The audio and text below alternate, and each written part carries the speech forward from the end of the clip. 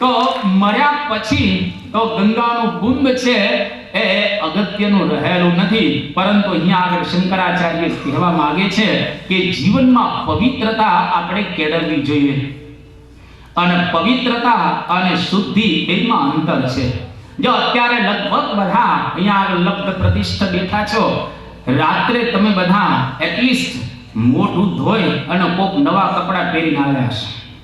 આપણે મોઢા બધા ધોઈને આવ્યા છે, નવા કપડાં ધારણ કરીને આવ્યા છું, શુદ્ધ થઈને બધા આવ્યા, ઘણા પરફ્યુમ લગાડીને આવ્યા છે, બીજું ત્રીજું, પણ આપણે બધા શુદ્ધ થઈને આવ્યા છીએ. પણ શુદ્ધિની સાથે પવિત્રતા અગત્યની છે. શુદ્ધિ બહારથી દેખાય, પવિત્રતા અંદરથી સમજાય. એક દ્રષ્ટાંત દ્વારા સમજી શકશો.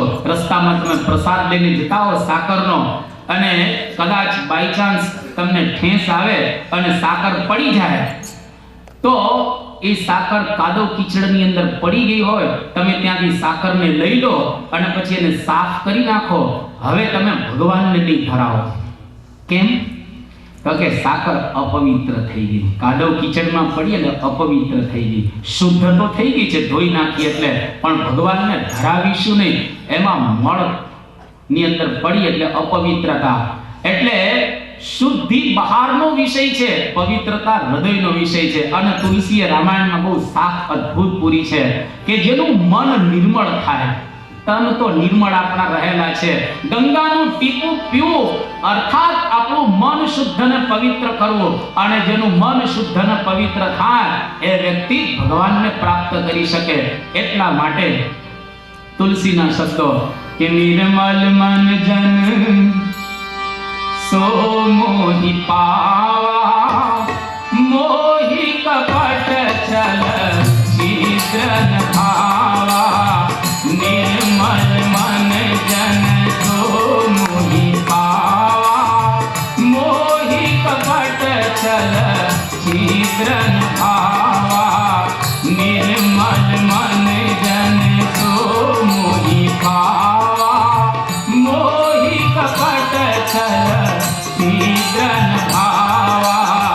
નિર્મલ સો મોહી પાવા, મોહી કપટ ચલ ચિત્રન ભાવા.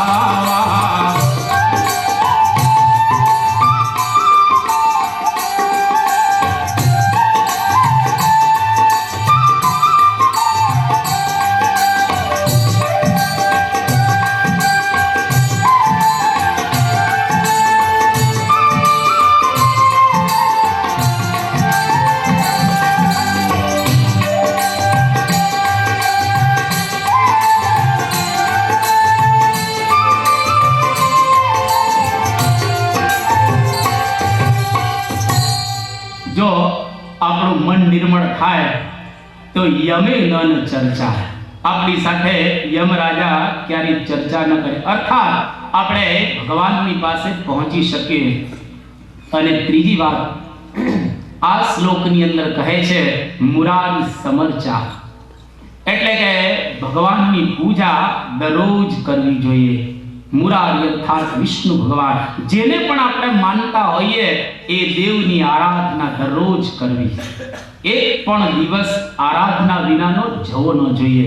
કદાચ ખાધા વિનાનો દિવસ જાય, પીધા વિનાનો દિવસ જાય, હર્યા ફર્યા વિનાનો દિવસ જાય તો ચાલશે, પણ આરાધના વિનાનો દિવસ પસાર થાય એ ક્યારે નહીં ચાલે. દરરોજ સવારમાં ઉઠી ભગવાનની પૂજા કરવી. રાત્રે જ્યારે સૂઈએ ભગવાનને યાદ કરી અને સૂવું તો ભગવાન આપણું ભજન માની લેતા હોય છે.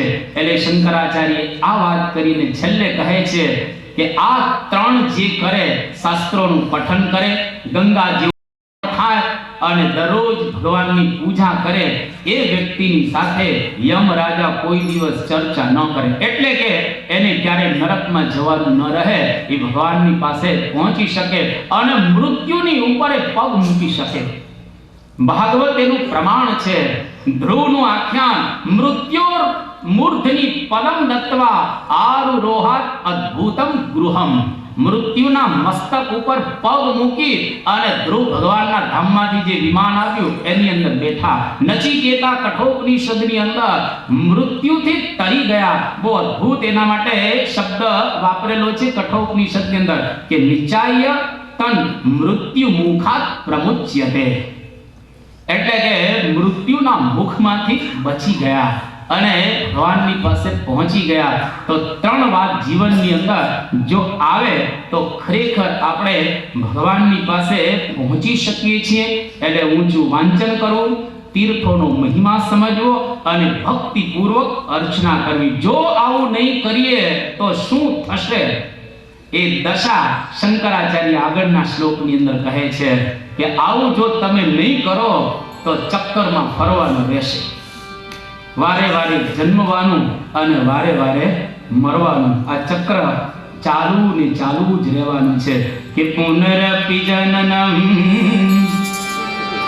પુનરપિ મરણમ પુનરપિ જનની જઠરે શયનમ પુનરપિ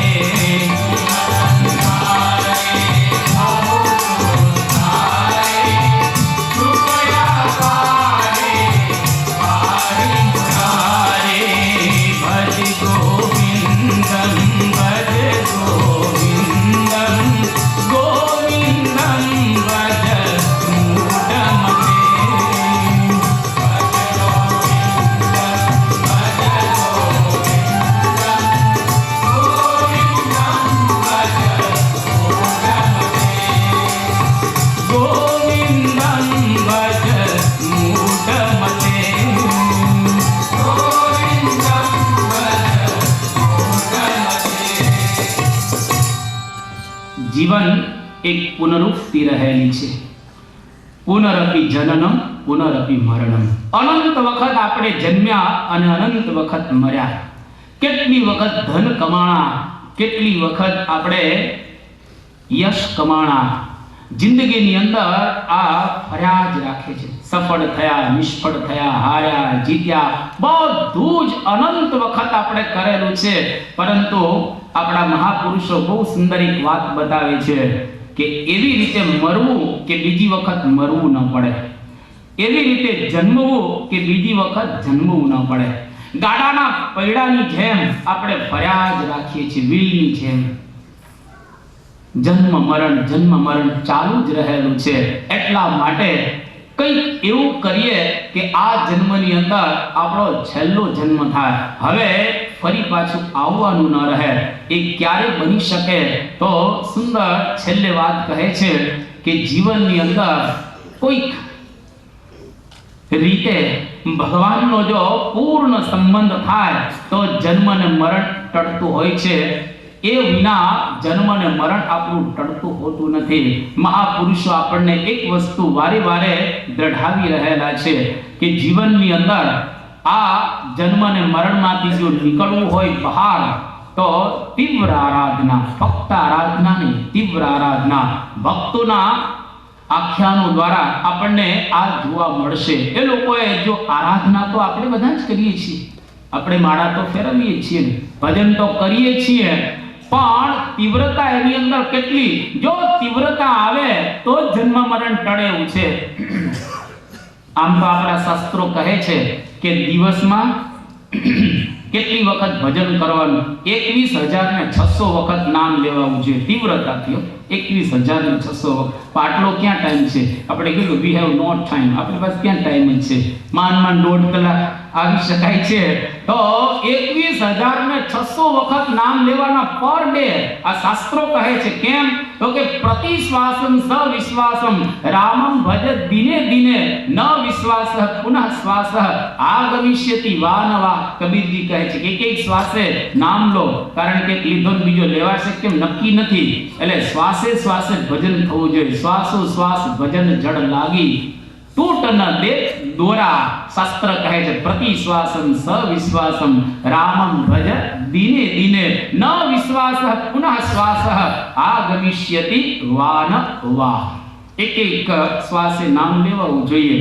એટલે ટૂંકમાં દરરોજ 200 માળા કરવાની, 108 મણકાની માળા દરરોજ પર ડે 200 કરવાની. ભગવાન વિચાર કરે દરરોજ આને ક્યાં ટાઈમ મળશે? ત્યાં તો લૂમ્સમાં, પછી આ પ્રમાણે હીરાની અંદર એમ્બ્રોઇડરીના મશીનો ચલાવવા, બિલ્ડિંગો બાંધવાના, કન્સ્ટ્રક્શન, આ બધું ક્યાં એને ટાઈમ મળવાનો? જ્યારે ભગવાને કન્સેશન આપ્યો કે તું સૂઈ જા ને એટલું માફ જા, એટલે અડધું કરવાનું. દિવસમાં જાગતો ત્યાં સુધી ભજન કરો, રાત્રે સૂઈ જાય એટલે માફ કરી દેવામાં આવશે. એટલે 21,000ની અડધી માળા કરવાની, એટલે 10,800, એટલે 100 માળા કરવાની. और भगवान ने विचार तो 100 माळा पर डे, 5 નો ટાઈમ નથી, 11 નો ટાઈમ નથી, 100 કેવી રીતે કરશે? એટલે ભગવાને ઓર કન્સેશન આપ્યું કે તું એવું કરજે, એક નામ બરાબર લેજે, અપ ટુ ડેટ, મારા સિવાય બીજું વચ્ચે કંઈ ન જોઈએ. એમાં એક નામ તું બરાબર લઈશ તો હું એનું 100 ગણું કરી આપીશ તને. એકનું શતગુણમ, 100 ગણું હું કરી આપીશ. પણ એ નામ કેવું લેવાનું કે એની અંદર કશું જ ભગવાન સિવાય કંઈ નહીં. એટલે એક માળા આખો દિવસે કરવાની, સવારથી સાંજ સુધી. પણ એ માળા કેવી કરવાની? 108 મણકાની માળા તમે હાથમાં લઈને આમ શરૂ કરો, 107 મણકા સુધી કોઈ વિચાર ન આવ્યો હોય અને 108મા મણકે કોઈ બીજો વિચાર આવે ભગવાન સિવાય, તો માળા કેન્સલ ગણવાની. બીજી વાર, ત્રીજી વાર 108 મણકા સુધી કઈ વચ્ચે આવવું ન જોઈએ. એવી પર ડે એક માળા જ કરવાની. હવે જોજો, કાલથી કરજો, ઘરે જઈને આજે જ કરજો, રાત્રે સુધી વખતે માળા તો હશે તમારી પાસે. એક માળા કરજો, કેટલું યાદ આવશે કે આવતીકાલે આમ જવાનું છે, આવતીકાલે આ કરવાનું છે, કેટલું એક માળામાં આપણને એ યાદ આવશે. એટલે તીવ્રતાથી આ માળા કરીએ, ભજન કરીએ તો પછી જન્મ અને મરણ છે અટકી જાય. એક વખત આપણા એક સત્સંગી બંધુ પ્લેનમાં આવતા હતા અને પ્લેન એરપોર્ટ સુધી આવવાને હજુ અડધો કલાકની વાર હતી અને પાયલોટે જાહેરાત કરી, કો પાયલોટ બેઠો હતો અને એન્જિનિયર પણ હતો અંદર. એની જાહેરાત કરવામાં આવી કે આ પ્લેન હવે એરપોર્ટ સુધી પહોંચી નહીં શકે, વચ્ચે જ તૂટી જશે, ક્રેશ થઈ જશે. બધા ગભરાઈ જાય ને, આ તો જમ્બો હતો એટલે 450 અંદર પડેલા હતા. જેવી જાહેરાત કરી એટલે પહેલી લોકો ફાસ્ટન સીટ બેલ્ટ, બેલ્ટ બાંધી દો, બધા બેલ્ટ બાંધ, હવે મરવાનું જ છે, નક્કી થઈ ગયું. અને પેલો એન્જિનિયર બહુ જ પ્રયત્ન કરે છે, પણ હવે આકાશમાં થોડું બહાર નીકળી શકાય, નીચે હોય તો હજી કઈ સીડી બીડી કરીને ત્યાં પહોંચી શકાય, પણ આકાશમાં ચાલુ પ્લેન છે અને ગડબડી સર્જાણી, હવે શું કરવું? બહુ પ્રયત્ન કરે છે પણ કઈ મેળ ન પડ્યો અને ધીરે ધીરે પરિસ્થિતિ બગડવા લાગી અને બધાના શ્વાસ અધ્ધર ચડી ગયા કે મરવાનું. એટલે પાયલોટે કહ્યું કે પોતપોતાના ઈષ્ટદેવનું સ્મરણ કરી લેજો, હવે આ પ્લેન એરપોર્ટ સુધી પહોંચશે નહીં. એટલે બધાએ પોતપોતાની, કોઈ રામ રામ રામ રામ, કોઈ માતાજી માતાજી માતાજી, કોઈ કે વાછડા દાદા વાછડા દાદા. એક આપણો સ્વામિનારાયણનો ભગત હતો અંદર, એને ખિસ્સામાંથી ઓલ ઇન વન મૂર્તિ કાઢી આમ. એટલે એ વખતે યોગી બાપા હતા, ભગવાન સ્વામિનારાયણ, ગુણાતીતાનંદ સ્વામી, યોગીજી મહારાજ ફોટો હતો અને સામે મૂકી સ્વામિનારાયણ સ્વામિનારાયણ સ્વામિનારાયણ જોર જોરથી બોલવા લાગ્યો, કારણ કે હવે ધામમાં આખું પ્લેન ભજન કરે. હવે લોકોએ 5-7 મિનિટ ભજન કર્યું ને, પેલા એ પ્રયત્ન ચાલુ રાખેલો એન્જિનિયરે કે કદાચ થઈ જાય, કદાચ થઈ જાય. અને એમાં કંઈક વિચાર આવ્યો એન્જિનિયરને, અને જેવો વિચાર આવ્યો એમાં થોડો પ્રયત્ન કર્યો અને જે ગરબડી સર્જાયેલી હતી સરખી થઈ ગઈ. હવે તો 10-15 મિનિટની જ વાર છે એરપોર્ટ આવવાને અને ગરબડી સરખી થઈ ગઈ. એટલે પછી પાયલોટે બીજી જાહેરાત કરી કે નાઉ વી આર વેરી સેફ, હવે કોઈ પ્રોબ્લેમ નથી. એટલે બધાએ જે સીટ બેલ્ટ બાંધેલો એ છોડી દીધો, માળા મૂકી દીધી ખિસ્સામાં, ચોકલેટ ખાવા માંડ્યા ફટાફટ બધા. તરત જ બધું છોડી અને બધું ખાવા પીવા માંડી ગયા. જો કાર્ડ દેખાણો એટલે બધા ભજન કરતા હતા. જેવો કાર્ડ દેખાતો બંધ થઈ ગયો એટલે ચોકલેટ ને ડ્રિંક્સ જે કઈ પીવાનો ખાવા પીવા બધા એ મંડી ગયા. અને એવા સંજોગોની અંદર એકદમ સેફ લેન્ડિંગ થયો. અને પછી આપણા હરિભક્ત હતા તે વખતે બ્રહ્મ સ્વરૂપ યોગીજી મહારાજ ત્યાં ગોંડલની અંદર વિરાજમાન હતા. એટલે એને કહ્યું કે હવે આપણને સ્વામીએ બચાવેલા છે તો ચાલો આપણે યોગી બાપાના દર્શન કરવા માટે ગોંડલ જઈએ. એટલે ગોંડલ દર્શન કરવા માટે આવે છે અને બપોરનો સમય હતો. એ વખતે યોગીજી મહારાજ ફ્રીલાન્સ એકદમ કથા કરતા હતા અને પેલો પાછળ આવીને બેસી ગયો અને બધા જ પોતપોતાની રીતે પ્રશ્ન પૂછતા હતા. એમાં આ હરિભક્તો ઊભો થઈ અને યોગીજી મહારાજ